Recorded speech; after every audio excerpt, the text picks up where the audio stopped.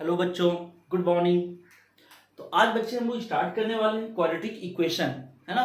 ये एक important topic है। इसके बारे में आप बहुत सारे बच्चे फेमिलियर होंगे इस टॉपिक से रिलेटेड। इसका यूज हम लोग कहाँ कहाँ पे, कुछ 10th में भी सीखे होंगे और 11th में है, इसके बारे में डिटेलिंग के साथ सीखना है।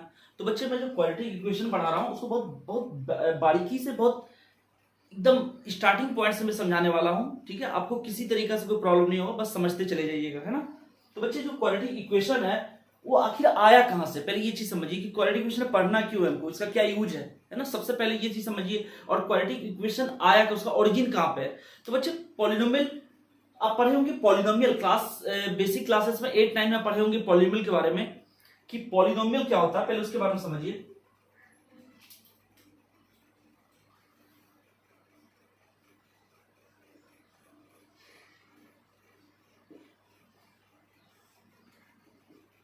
Polynomial suppose P X is equal to, अगर मैं लिखूं A nought plus A one x plus A two x square plus A three x cube, ऐसा ये चलता जा रहा है, और A N x to the power N, है ना। अगर मान लो कि कोई एक्सप्रेशन आपका P X is equal to A nought या ए जीरो भी बोलते हैं इसको, A zero plus A one x plus A two x square a three x cube, ये चलता जा रहा है, लास्ट में a N x to the power n इस फॉर्म में लिखा हुआ है, जहां पे एन क्या होना चाहिए। So n should be whole number. N क्या होना चाहिए, होल नंबर होनी चाहिए। मतलब जो वेरिएबल का जो पावर है वो हमेशा क्या हो तुम्हारा, होल नंबर, पूर्ण संख्या, है ना। जैसे 0 1 2 3 4 ऐसा हो सकता है। अगर मान लो इसके ऊपर रेडिकल्स कुछ आ गए, जैसे फ्रैक्शन वाले टर्म आ गए 1/2 1/3 √2 √3 √5 1.5 1.3 1.7, अगर किसी भी टर्म पे कहीं पे भी अगर ऐसा एक्स के वेरिएबल के पावर दे दिया गया तो वो पॉलिनोमियल नहीं कहलाता है। तो पॉलिनोमियल होने का सबसे पहला लॉजिक क्या समझाया कि जो वेरिएबल है आपके पास एक्स, जो एक्स दिया हुआ वेरिएबल, उसकी जो पावर होगा, घात जो होगा, वो हमेशा क्या होना चाहिए, free from radicals. Free from radicals मतलब किसी टाइप का कोई फ्रैक्शन ना हो, किसी टाइप का कोई इरेशनल नंबर ना हो, है ना बच्चे। हम इसको रैशनल नंबर ना हो, ये हमेशा कैसे टर्म होनी चाहिए, हमेशा एक होल नंबर होना चाहिए। मतलब एक्स का जो पावर हो वो 0 1 2 3 4 5 6 7 8 9 10, मतलब ये नंबर होनी चाहिए, तभी उसको पॉलिनोमियल बोल सकते हो।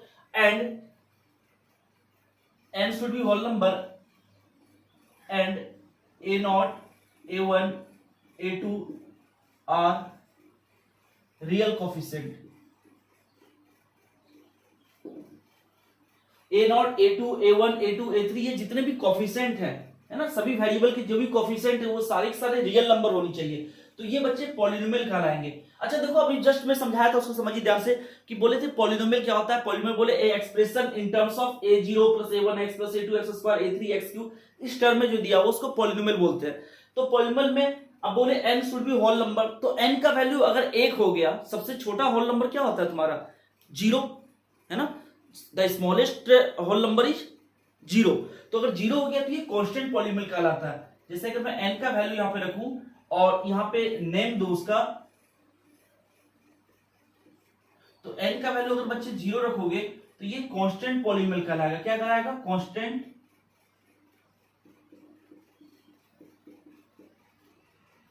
पॉलिनोमियल, है ना। ये कांस्टेंट अगर 1 हो गया तो ये क्या आ जाएगा बच्चे, लीनियर पॉलिनोमियल।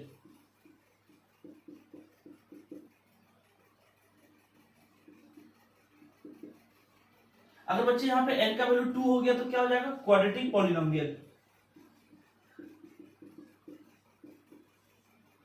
अगर n का वैल्यू 3 हो गया तो क्यूबिक पॉलिनोमियल। सिमिलरली 4 होगा तो बाई क्वाड्रेटिक, 4th होगा तो बाई क्वाड्रेटिक पॉलिनोमियल, 5 होगा तो 5th डिग्री पॉलिनोमियल, 6 होगा तो 6 डिग्री पॉलिनोमियल, n होगा तो n डिग्री पॉलिनोमियल। ये समझ में आ गया अच्छे से। तो बच्चे यहां पे बताया कि n का वैल्यू जो होगा 0 हो तो कांस्टेंट पॉलिनोमियल। तो कांस्टेंट पॉलिनोमियल कैसा दिखेगा, px इज इक्वल टू 2 और 3 या 7, जो भी लिखा हुआ, 2 3 पाई e, ये सारे तुम्हारे कांस्टेंट पॉलिनोमियल हो जाएंगे। लीनियर पॉलिनोमियल बच्चे क्या दिखेंगे, ऐसे पॉलिनोमियल जिसका x का मैक्सिमम पावर कितना हो, 1। तो कैसा टर्म होगा ये, मान लो एग्जांपल के लिए 2x प्लस 3, ऐसा टर्म, ये आपके क्या हो जाएंगे, लीनियर पॉलिनोमियल। अगर 2 हो गया तो क्वाड्रेटिक पॉलिनोमियल क्या कहलाएगा, px is equal to ax square plus bx plus c। ये लीनियर पॉलिनोमियल को जनरल फॉर्म में लिखना चाहते हो तो लिख सकते हो ax plus b। Linear polynomial क्या हो सकता है? px is equal to ax plus b where a and b are real number and the degree should be 1। यहां पे जो n है होल नंबर है और इसी n को बोलते हैं n is a degree of polynomial. Degree of polynomial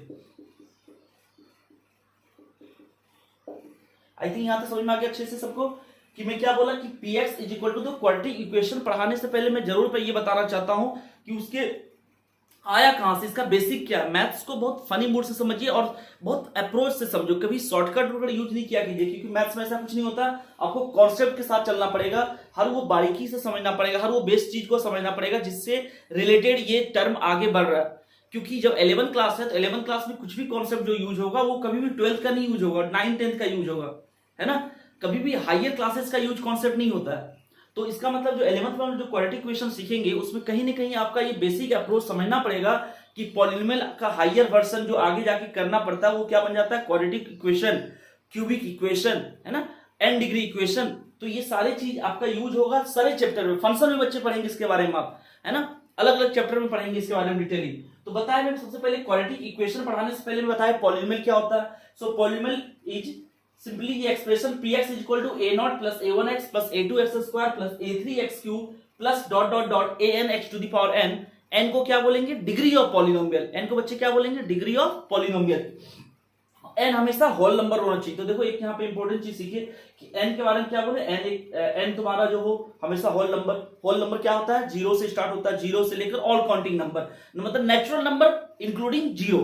all natural number में अगर जीरो ऐड कर दोगे तो क्या बन जाएगा? Whole number. सो जीरो 1 2 3 4 5 ये सारे चीज। और n को ही क्या बोलते हैं? Degree of polynomial. n को क्या बोला जाता है? Degree of polynomial. तो बच्चे जब n का वैल्यू 0 हो जाएगा तो क्या हो जाएगा? Constant polynomial. n का वैल्यू जब 1 होगा तो लीनियर पॉलिनोमियल। n का वैल्यू जब 2 होगा तो क्वाड्रेटिक पॉलिनोमियल। n का वैल्यू जब 3 होगा तो कोई क्यूबिक पॉलिनोमियल। n का वैल्यू जब 4 होगा तो क्या हो जाएगा? By quadratic polynomial. 5 हो जाएगा तो क्या बोलेंगे? Fifth degree polynomial. 6 होगा तो 6 डिग्री पॉलिनोमियल। हर समय सबका नाम याद रखना पॉसिबल नहीं है ना कि linear, quadratic, by quadratic, cubic. तो उसके बाद आगे जो भी 4 के आगे आएगा उसको आप ऐसे बोल सकते हैं कि ये 5th डिग्री पॉलिनोमियल है। मतलब x का मैक्सिमम पावर अगर 5 है तो 5th डिग्री पॉलिनोमियल होगा। अगर x का मैक्सिमम पावर 6 होगा तो 6 डिग्री पॉलिनोमियल होगा। x का पावर अगर 10 दिया हुआ तो बोलेंगे 10 डिग्री पॉलिनोमियल। ये क्लियर है। और उसके बाद हम लोग यहाँ पे सीखे सबका एक एक एग्जांपल कि कांस्टेंट पॉलिनोमियल क्या होता है। Suppose px equal to 2 3 pi e, है ना, 2 3 पाई e, ये सारे कांस्टेंट नंबर दिए हुए हैं। 2 भी कांस्टेंट है, समझते हैं हम लोग। 2 is also constant, 3 is a constant number, pi E itself a constant, जो एक इरेशनल नंबर है। पाई के बारे में समझिए बेसिक चीज कि पाई एक इरेशनल नंबर है, लेकिन इसका मान जो होता है लगभग माना जाता है 22/7 के अप्रॉक्स, और 22/7 के अप्रॉक्स माना जाता है। तो ये क्या होता है कि रैशनल नंबर।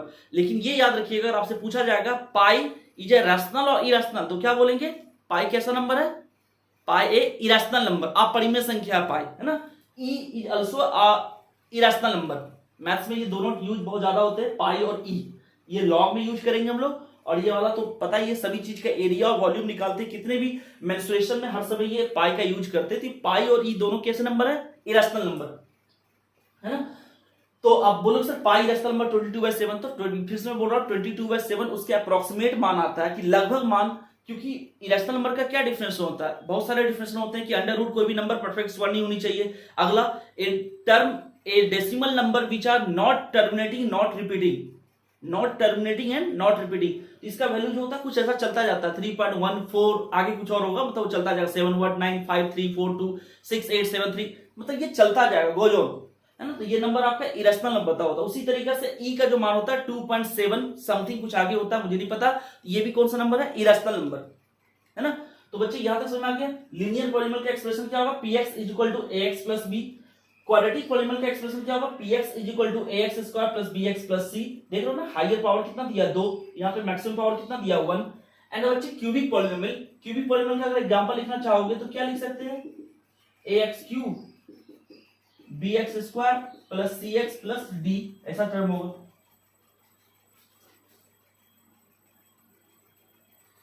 तो बच्चे यहां तक आपको ये अच्छे समझ में आ गया। बाय क्वाड्रेटिक में 4 पावर डिग्री इक्वेशन बनेंगे। तो लीनियर, कांस्टेंट, क्वाड्रेटिक। तो मेरा फोकस जो है यहां पे है, इस पे फोकस है ना, इस पे पढ़ेंगे। तो ये आया यहां से कि पॉलिनोमियल का जब पावर आपका डिग्री कितने हो जाएंगे 2, तो वो क्या बन जाता है क्वाड्रेटिक पॉलिनोमियल। ठीक है, अब यहां पे एक इंपॉर्टेंट टर्म आ रहा है एक्सप्रेशन, इक्वेशन और इन इक्वेशन, है ना, एक्सप्रेशन, इक्वेशन और इन इक्वेशन। तो इसके बारे में भी समझिए क्या होता है। तो पहले मैं हर वो बेसिक चीज पहले समझाना चाह रहा हूं, तब मैं उस पर बात आएंगे, हम लोग क्वालिटी इक्वेशन पे आएंगे।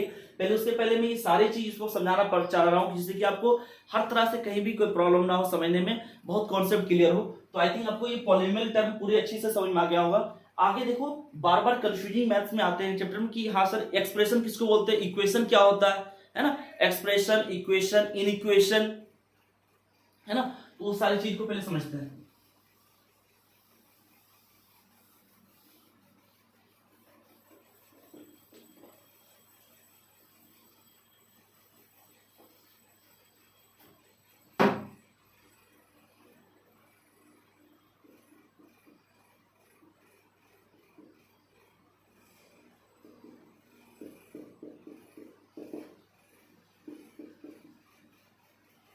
अगर मैं लिखूं px is such that 2x minus 3, तो पॉलिनोमियल एक्सप्रेशन है, ये क्या है एक्सप्रेशन।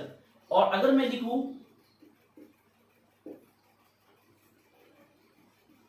px को बना दू 0, तो ये इक्वेशन बन जाता, समझ लो ना। एक्सप्रेशन को जब इक्वल टू 0 कर देंगे तो एक्सप्रेशन क्या बन जाता है आपका इक्वेशन, है ना। अगर मान लो कि कुछ भी लिखा हुआ px is such that 2x, expression तो मीनिंग ऐसे ही मीनिंग समझ में आ रहा है। एक्सप्रेशन मतलब एक्सप्रेस करना, किसी चीज को एक्सप्रेस करना।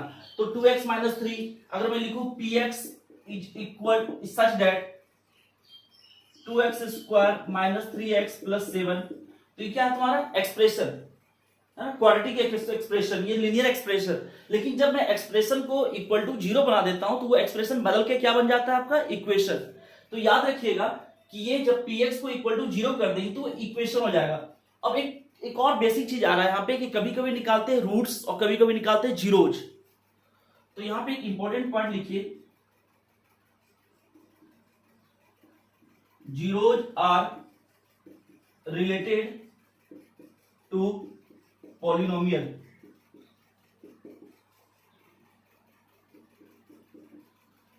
है ना, zeros are related to polynomial expression.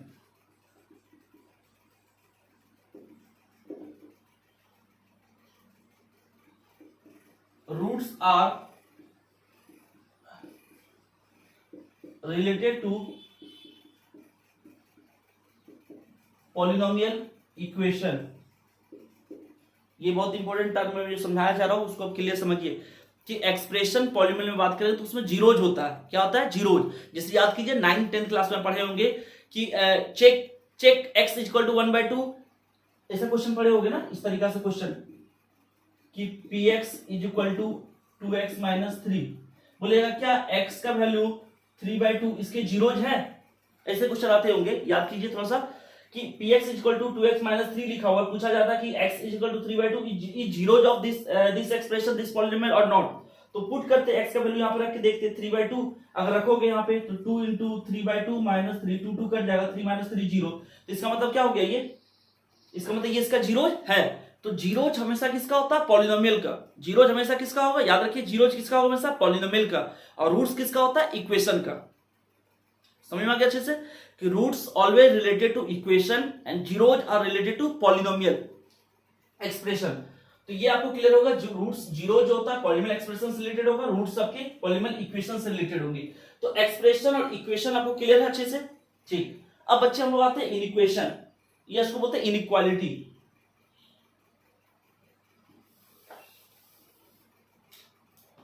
Expression, equation,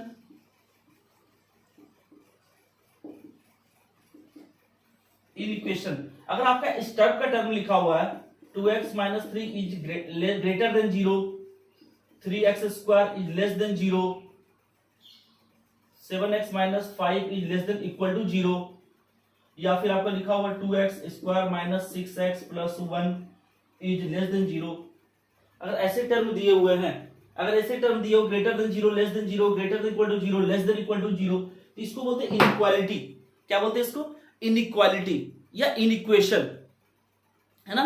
मतलब a equation involving the symbol greater than less than, अगर किसी इक्वेशन को जब इक्वल टू जीरो है तो इक्वेशन हो गया, अगर इक्वल टू जीरो है तो इक्वेशन हो गया, लेकिन जब भी टर्म आपका ये इन्वॉल्व होगा greater than equal to, less than equal to, greater than या लेस देन, ऐसे टर्म जब भी आएंगे तो उसको बोलेंगे इनइक्वेशन, इनइक्वालिटी, है ना, इनइक्वेशन भी इनइक्वालिटी। तो आई थिंक ये अच्छे से आपको समझ में आ गया होगा। मैं जो जो बताया उसको एक बार फिर से रिवाइज करता हूं कि क्या बोले। सबसे पहले मैं स्टार्ट करने वाला था चैप्टर आपका, स्टार्ट किया हूं क्वाड्रेटिक इक्वेशन। तो क्वाड्रेटिक इक्वेशन सीखने से पहले भी हम सिखाए कि पॉलिनोमियल क्या होता है, पॉलिनोमियल एक्सप्रेस कैसे करते हैं, उसके पावर, उसके जो तुम्हारे पावर्स जो होते हैं उसको क्या बोला जाता है आपको। अब जस्ट बोले डिग्री ऑफ पॉलिनोमियल, जब डिग्री 0 है तो कांस्टेंट पॉलिनोमियल, जब डिग्री आपका 1 है तो लीनियर पॉलिनोमियल, और डिग्री जब 2 है तो क्वाड्रेटिक पॉलिनोमियल, डिग्री जब 3 है तो क्यूबिक पॉलिनोमियल, डिग्री जब 4 है तो बाई क्वाड्रेटिक पॉलिनोमियल। फिर आगे उसके आगे होगा तो मैं उसको नाम से ही बोल दूंगा, जैसे कि डिग्री अगर 7 तो 7 डिग्री पॉलिनोमियल, 8 है तो 8 डिग्री पॉलिनोमियल। क्लियर अच्छे से। फिर आगे मैं क्या समझा रहा था उसके बाद कि आपको ये बताया कि एक्सप्रेशन क्या हुआ, एक्सप्रेशन होता है कि px is such that 2x minus 3, px is such that 2x square minus 3x plus 7, जब ऐसे टर्म इन्वॉल्व है सच दैट वाला सिंबल यूज होगा, या px is equal to something दिया हुआ है तो क्या होगा तुम्हारा एक्सप्रेशन, है ना। और अगर मान लो लिखा हुआ इक्वेशन के बारे में बोलेंगे तो जब पॉलिनोमियल एक्सप्रेशन को मैं कन्वर्ट कर दूंगा जीरो से, उसको इक्वल टू जीरो बना दोगे तो वो क्या बन जाता है इक्वेशन। जैसे अगर मैं ये लिखूं बच्चे कि x square plus 7x plus 10 और कुछ नहीं लिखे तो ये एक्सप्रेशन है। अगर कुछ ना लिखे सिर्फ यही मैं लिख दूं तो ये एक्सप्रेशन है। लेकिन जब मैं ये कर दूं x square plus 7x plus 10 equal to 0 तो ये क्या बन जाएगा आपका इक्वेशन। बहुत इंजॉय के साथ मैथ्स को पढ़ो, है ना, आपको हर तरह से क्लियर हो जाएंगे मैथ्स में। कहीं भी बेसिक जो भी बच्चे इस वीडियो को देखेंगे वो ध्यान देना, आप मैथ्स को एंजॉय करके पढ़ेंगे तभी ये मैथ्स हमेशा बर्डन नहीं होगा। ध्यान से पढ़िएगा, कंसंट्रेट को ज्यादा प्रैक्टिस से फोकस करो, और कभी भी शॉर्टकट मत अपनाइए। शॉर्टकट अपनाएंगे ना तो उससे क्या होगा, तुम्हारा कुछ क्वेश्चन तो बन जाते हैं। जितने भी बच्चे ट्रिक अप्लाई करते हैं, ट्रिक से क्या होता है कि कुछ क्वेश्चन के लिए होता है, ये अप्लाई होता है ट्रिक, सभी जगह ये वैलिड नहीं हो सकता, हर समय ये वैलिड नहीं हो पाएगा।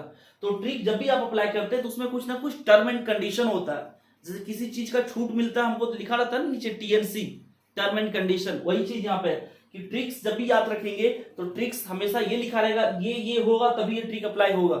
तो उससे बेसिक है, जो ग्रोइंग बच्चे जो भी है उस वीडियो को जो भी देखेंगे या फिर आप जो भी पढ़ रहे हैं उस पर हमेशा फोकस कीजिए कि आपका बेस मजबूत हो, आपका बेसिक क्लियर हो। बेसिक कब आएगा बेसिक क्लियर, जब आप ज्यादा प्रैक्टिस करेंगे, मेहनत करेंगे तभी हो सकता है ना। मैथ्स, फिजिक्स, ये सारे जितने भी अच्छे सब्जेक्ट, मतलब जो भी सब्जेक्ट है उसमें आपको मैक्सिमम फोकस करके लेबोरियस होने पड़ेंगे, मेहनती होने पड़ेंगे, तब ये क्लियर होगा। तो x square plus 7x plus 10 ये जो बच्चे ने दिया हुआ एक्सप्रेशन है, और जब एक्सप्रेशन को इक्वल टू 0 कर देंगे तो क्या हो जाएगा इक्वेशन।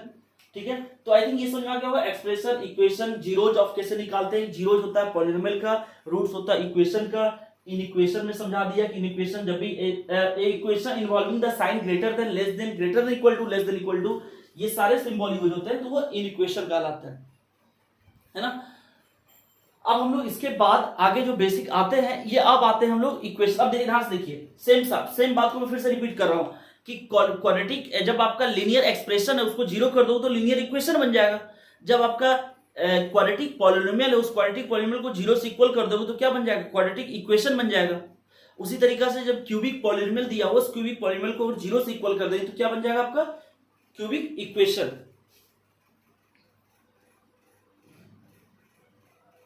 है ना। तो बच्चे क्या हो जाएगा आपका क्यूबिक इक्वेशन।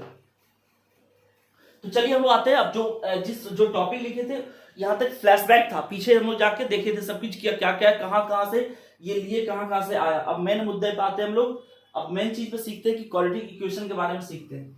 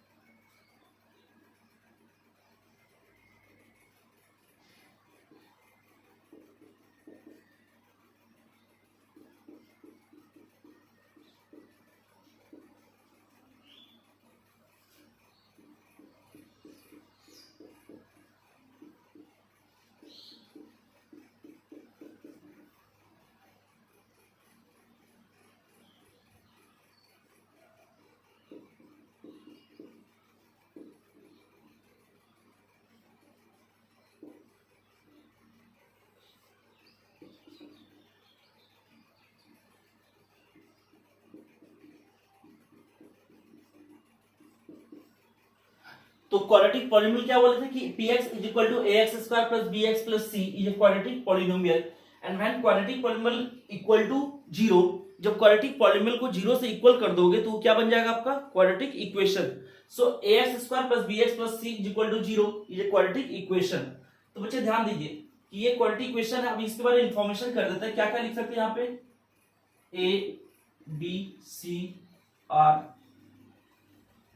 रियल नंबर है ना, इमेजिनरी नंबर भी होगा, लेकिन यहाँ पे जो बात कर रहे हैं हम लोग रियल क्वाड्रेटिक इक्वेशन के बारे में बात करते हैं, रियल कोफिशिएंट के बारे में बात कर रहे हैं। इमेजिनरी कोफिशिएंट हो जाएगा तो फिर कॉम्प्लेक्स प्लेन के बारे में बात करेंगे, आर्गन प्लेन में चला जाएगा वो, है ना। जब हम लोग बात करेंगे रियल, अभी जो बात कर रहे हो रियल नंबर पे बात हो रहा है कि when A B C are real number, A B C का इमेजिनरी हो गया तो जो क्वाड्रेटिक इक्वेशन के बारे में, जो भी प्लेन के बारे में बात करेंगे, अभी जितने भी इक्वेशन सॉल्व होगा वो कार्टेशियन प्लेन के बारे में बात कर रहे हैं जहां पर रियल नंबर को शो करते हैं। लेकिन जब आपका इमेजिनरी के बारे में बात करोगे तो वो किस में चला जाएगा, आपका आर्गन प्लेन में, है ना, कॉम्प्लेक्स प्लेन में चला जाता है। तो उसके बारे में बात नहीं कर रहे हैं हम लोग, जो फोकस कर रहे हैं वो किसके बारे में फोकस कर रहे हैं कि when A B C are real numbers, ठीक है, एबीसी आर रियल नंबर्स। दूसरा इंफॉर्मेशन आपको ये याद रखना पड़ेगा कि leading coefficient can not be equal to 0, ये बहुत इंपॉर्टेंट चीज है, इसको अंडरलाइन करते हैं। ये दो चीज आपको समझना पड़ेगा कि क्वाड्रेटिक पॉलिनोमियल में क्या, क्वाड्रेटिक इक्वेशन के बारे में क्या बोले, x square plus bx plus c equal to 0, a b c are real numbers, a b c क्या वास्तविक संख्या होनी चाहिए, a b c क्या होनी चाहिए वास्तविक संख्या, और a can not be equal to 0, a को क्या बोलते हैं लीडिंग कोएफिशिएंट, a को आपको क्या बोला सकता है, इसको क्या बोलते हैं लीडिंग,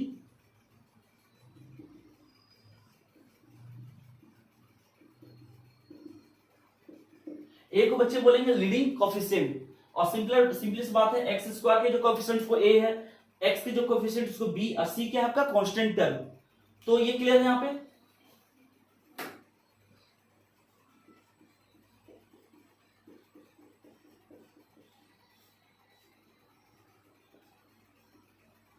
अब ax square plus bx plus c equal to 0, अभी जस्ट में बोला था। एक और चीज इंपॉर्टेंट समझिए कि x square ax square plus bx plus c equal to 0, तो ये क्या इक्वेशन है ना, इक्वेशन में क्या बोले हम, इक्वेशन में क्या होता है रूट्स, अब पॉलिनोमियल में क्या होता है जीरो।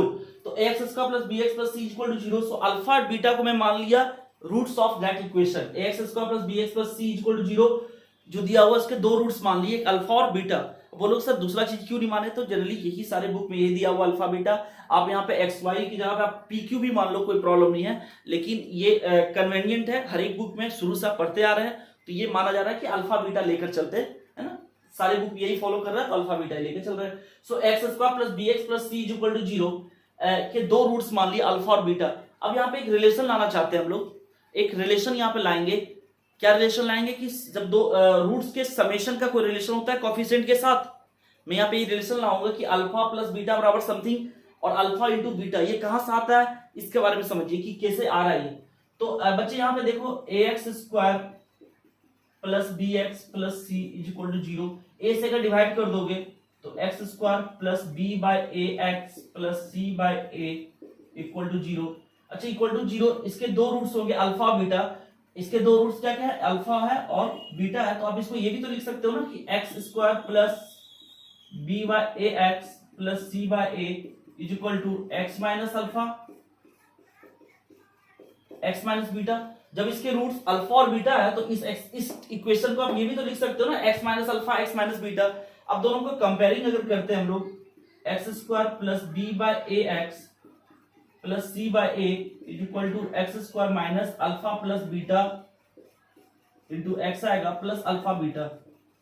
अब दोनों को कंपेयर करो तो यहां से क्या बोल सकते हैं b by a equal to minus alpha beta, यहां क्या बोल सकते हैं कंपेयरिंग करने के बाद माइनस अल्फा प्लस बीटा, और c बाय a किसकी इक्वल हो गया अल्फा बीटा। तो इसका मतलब यहां से क्या हो सकता है कि अल्फा प्लस जो बीटा होगा वो माइनस b बाय a होगा, और अल्फा बीटा से यहां से क्या लिख सकते हैं कि अल्फा और बीटा जो होगा वो c बाय a होगा। तो ये इस रिलेशन को आपको याद रखना पड़ेगा, बहुत इंपॉर्टेंट रिलेशन है कि suppose alpha plus beta sum of the roots जो होते हैं वो माइनस b बाय a होगा and product of the roots is c by a, है ना, sum of the roots is minus b by a, product of the roots is c by a, ठीक है। तो आई होप ये समझ में आ गया होगा अच्छे से कि ax square plus bx plus c equal to 0 में दो रूट्स होंगे अल्फा और बीटा। तो आया कहां से relation, alpha plus beta minus b by alpha beta c by a.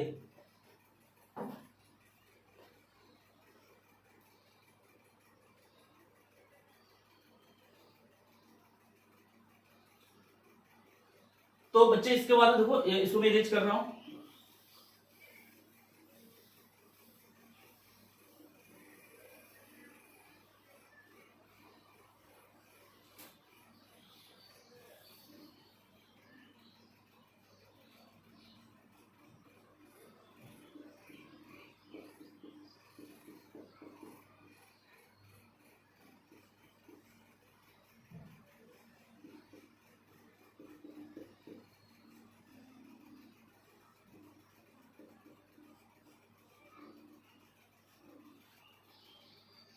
Alpha plus beta is minus b by a alpha into beta c by ए।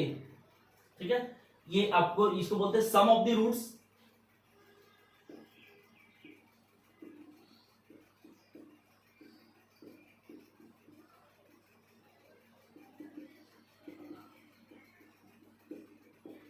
अब यहां पे एक रिलेशन लाएंगे कि अगर मान लो रूट्स दिए हुए तो इक्वेशन कैसे निकालते हैं। तो देखो उसी इक्वेशन को x square plus b x plus c is equal to 0, a से अगर डिवाइड कर दें तो इसको लिख सकते हैं x square plus b by a x plus c by a is equal to 0। यहां से बच्चे क्या लिख सकते हैं, एक्स स्क्वायर माइनस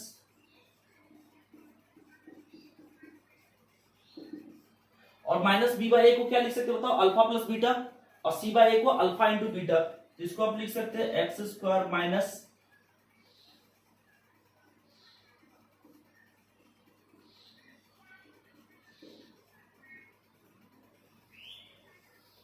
इस रिलेशन को आप कब यूज करेंगे, इस रिलेशन को आप तब यूज करेंगे जब आपके रूट्स दिए हुए और इक्वेशन निकालने पूछा जाएगा, है ना। इस रिलेशन को आप तब यूज करेंगे जब आपके रूट्स दिए हुए हैं कि सपोज 2 और 3 रूट्स दिए हुए, तो बताओ उसका इक्वेशन क्या बनेंगे।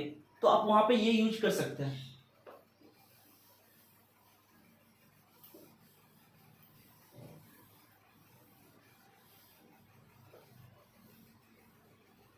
अब यहां पे जैसे क्वेश्चन मानो मैं लिखूं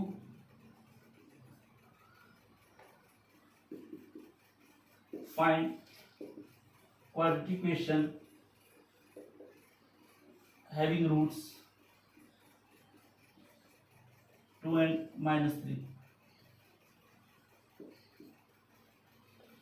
तो कि किसी क्वाड्रेटिक इक्वेशन के दो रूट्स दिए हुए हैं, एक 2 और -3, तो उसके इक्वेशन क्या होगा तुम्हारा, इक्वेशन ये लिखोगे एक्स स्क्वायर, हम जस्ट बोले थे x square minus alpha plus beta into x plus alpha beta is equal to 0। तो बताओ ये क्या लिखोगे, एक्स स्क्वायर माइनस अल्फा कितना दिया हुआ 2, बीटा कितना दिया हुआ -3, x plus 2 into -3 is equal to 0। So answer is x square minus minus plus x हो जाएगा, और ये कितना हो जाएगा -6 इज इक्वल टू 0। मतलब क्या समझ रहे हैं यहाँ पे कि अगर किसी इक्वेशन के दो रूट्स दिए हुए हैं तो उससे आप उसके हेल्प से आप एक इक्वेशन निकाल सकते हैं। तो बच्चे मैं आज जो क्लास में समझाया आई होप समझ में अच्छे से आया होगा आपको। क्लास में मैं क्या क्या समझाया उसको एकदम स्पीड में मैं एक बार समझा दे रहा हूँ कि सबसे पहले जो मैं चैप्टर स्टार्ट किया वो क्वाड्रेटिक इक्वेशन। तो क्वाड्रेटिक इक्वेशन समझाने से लिए पहले मुझे जाना पड़ा पीछे फ्लैशबैक में, वहां पे जाकर क्या क्या सीखे कि पॉलिनोमियल क्या होता है, पॉलिनोमियल किस फॉर्म में बोलते हैं, इक्वेशन या एक formation in the form of a0 plus a1x plus a2x square plus a3x cube plus plus plus an x to the power n। यहाँ पे n क्या होना चाहिए, होल नंबर, मतलब जो होल नंबर होना चाहिए, मतलब x का जो पावर हो वो हमेशा होल नंबर होनी चाहिए, पूर्ण संख्या होनी चाहिए। एंड x की जितने भी कोफिशिएंट वेरिएबल के कोफिशिएंट जितने होंगे वो रियल नंबर हो, a1 a0 a1 a2 a3 ये सारे चीज। और n को क्या बोलते हैं, degree of polynomial. So n when n equal to 0 that n का वैल्यू जब 0 हो जाएगा तो क्या हो जाएगा तुम्हारा कांस्टेंट पॉलीनोमियल। जब n का वैल्यू 1 होगा तो लीनियर पॉलीनोमियल, n का वैल्यू 2 होगा तो क्वाड्रेटिक पॉलीनोमियल, n का वैल्यू 3 हो जाएगा तो क्यूबिक पॉलीनोमियल, ये चलता जाएगा। क्लियर है ये। उसके बाद में क्या समझाया कि जब क्वाड्रेटिक पॉलीनोमियल को आप इक्वल टू 0 कर देंगे तो वो जब पॉलीनोमियल को आप 0 से इक्वल कर देंगे एक्सप्रेशन को, जब एक्सप्रेशन को आप 0 से इक्वल टू कर दोगे तो क्या बन जाएगा इक्वेशन। रूट्स हमेशा किसके होते हैं, इक्वेशन के, जीरोज किसके होते हैं, पॉलीनोमियल के।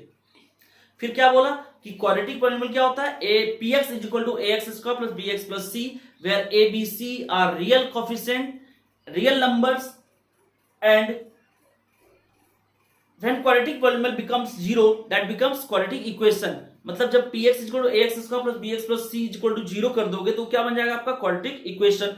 उस क्वाड्रेटिक इक्वेशन में दो रूट्स होंगे अल्फा और बीटा, उसके हेल्प से मैंने यहाँ पे निकाला। अच्छा एक और इंपॉर्टेंट चीज था वहां पे कि quadratic equation ax square plus bx plus c equal to 0 में अगर आप एबीसी तो रियल कोफिशिएंट होनी चाहिए, रियल नंबर, और साथ ही साथ leading coefficient can not be equal to 0, मतलब ए का मान कभी 0 नहीं हो सकता। ए का मान अगर 0 हो जाएगा तो लीनियर इक्वेशन बन जाएगा आपका, है ना। ax स्क्वायर प्लस bx में ए का मान अगर 0 रख दोगे तो लीनियर इक्वेशन बन जाएगा।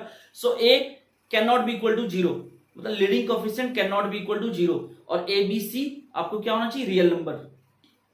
इसके बाद फिर हम आगे जो सीखे वो अल्फा प्लस बीटा होता है minus b by a, alpha beta c by ए, वो कैसे आया उसके पीछे मैं समझाया अभी, और साथ ही साथ मैं बताया कि अगर रूट्स दिए हुए तो इक्वेशन कैसे निकालते हैं। सो अगर रूट्स दिए हुए तो इक्वेशन कैसे होता है, x square minus alpha plus beta into x plus alpha beta equal to 0। एक क्वेश्चन लिया, उसको सॉल्व किया। तो ये आज का क्लास यहीं पे समाप्त करते हैं हम लोग। आगे नेक्स्ट क्लास में हम लोग इसके आगे सीखेंगे कि इक्वेशन अगर रूट्स, आपके रूट्स में क्या क्या कंडीशन होगा डिस्क्रिमिनेंट के हेल्प से, है ना। डिस्क्रिमिनेंट जब लेस देन 0 होगा, ग्रेटर देन 0, इक्वल टू 0, कब परफेक्ट स्क्वायर हो जाएगा तो प्रॉब्लम, तब कंडीशन क्या हो जाएगा, कंजुगेट कब होता है, ये सारा चीज मैं नेक्स्ट क्लास में समझाऊंगा। आई होप आप तक यहाँ तक क्लास आपको समझ में आ गया हो अच्छे से, ठीक है। अगर आया हो क्लास समझ में तो आप बच्चे यहाँ पे ज्यादा इसमें लाइक करेंगे और सब्सक्राइब करो, है ना, जिससे कि आपको मुझे समझ में आए कि हाँ जो मैं समझाना चाह रहा हूँ वो बच्चे रिस्पॉन्स अच्छे से दे रहे हैं, है ना। जैसा भी हो मुझे बताइए। चलिए ठीक है, थैंक यू।